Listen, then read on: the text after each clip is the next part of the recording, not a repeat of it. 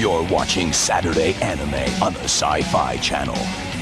This idea of transitioning from one career to another, like I was trying to think what would be the Western version of this, of like, was there ever some teen idol that transitioned into like made for video, like softcore porn movies? I mean, I don't know. I guess Corey Feldman and Nicole Eggert and Corey Haim and fucking Blown Away.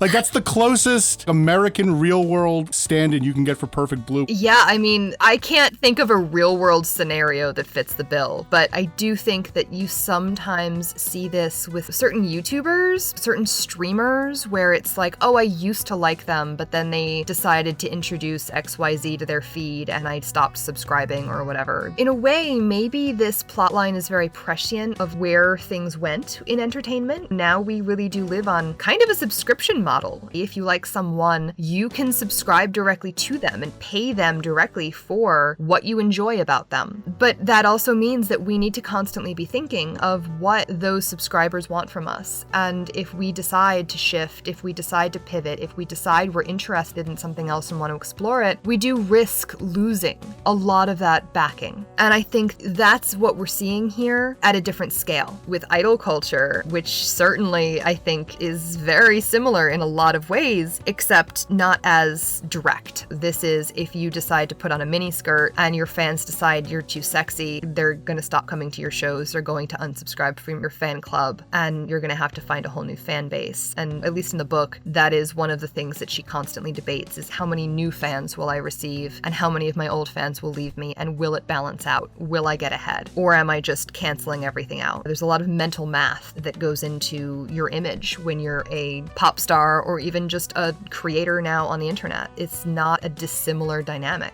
Perfect Blue today, Mima would have been like a Nintendo streamer that people discovered how to XXX OnlyFans. I think that's exactly, that's a very good. Mima would be a Twitch streamer who gets kicked off the platform. She decides to start an OnlyFans and people aren't happy about it. Tokyo Idols certainly does humanize the men, but we should also make it clear that some of those guys are fucking creepy as hell. Absolutely. You know, like, and they deserve to be mocked. Like, some of those guys are fucking weird. Oh, yeah.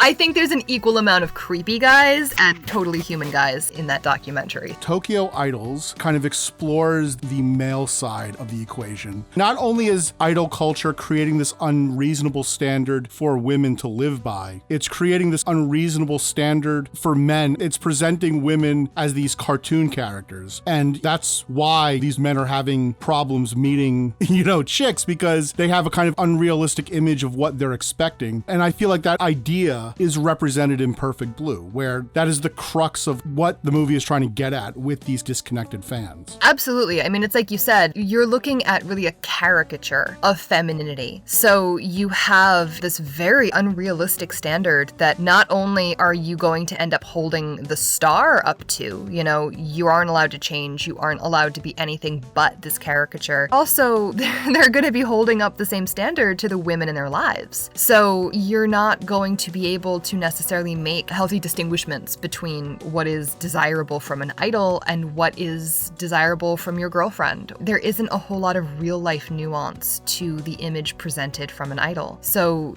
that's absolutely, I think, what Perfect Blue is exploring. The difference between the shiny, polished caricature, the outward expression of this persona that's been crafted very carefully for public reception, and the person inside who's struggling, the person who might not necessarily be making the best choices for themselves or even making realistic decisions for their life based on this culture that they now are also immersed in. And that is the strength of Perfect Blue, is distilling the image of the idol down to this sort of artificial manufactured idea, which is the ghost that Mima is haunted by. Yeah, I agree. Perfect Blue is absolutely about the dangers of living in a manufactured reality, like completely manufactured. There's also that one scene in the film where Mima's at that Gravore photo shoot, and then the ghost of Mima comes and says, I'm going to go perform. And then ghost Mima is performing with Cham, and the people are seemingly reacting to her. There's like a scene where it looks like she stage dives. Yeah, which is also where I come back to, we have to question how much of anything in that film is happening, because the reactions that we see maybe are not exactly reliable either. And it's not as simple as watch the audience. Are they reacting to Ghost Mima or are they not? Because I don't even know if the audience is there. I don't know if that performance is happening. All of it could just be delusion. Most of what happens in that film could be questioned. Are we seeing anything resembling reality, or are we just witnessing the breakdown? Another thing that is worth mentioning is Satoshi Kon got his start in the business as an assistant to Katsuhiro Otomo. He actually worked on the Akira comic. And I believe the first animated film he worked on was Roshin Z,